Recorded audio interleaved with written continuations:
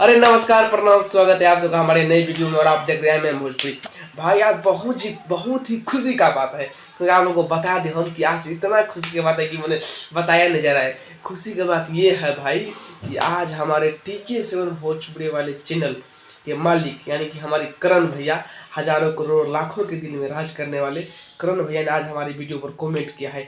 भाई ये बहुत बड़का बात होता है कि किसी बड़े क्रिएटर ने आज छोटे क्रिएटर के चैनल पर कमेंट किया, वो भी कमेंट किया लव यू भाई। पहले आप लोग ये कमेंट देखिए।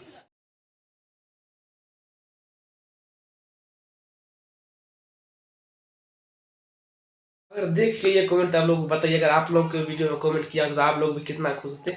मैं भी इतना खुश हूँ भाई कि मैं अपना अंदर का चीज व्यक्त नहीं कर पा रहा हूँ कि करण भैया के लिए जितना तारीफ करूँ वो सब कम है। काहे कि करण भैया ने आज बहुत ही बड़ा यानी कि काम कर दिया। काहे कि वो मेरे वीडियो में कमेंट किया, कहाँ वो हजारों लाखों करोड़ों के दिल में राज करने वाले भैया जिसके चैनल पर लाखों में सब्सक्राइब है, वो आज छोटे क्रिएटर के चैनल पर कमेंट किया। भाई बहुत बड़का बात होता है भैया।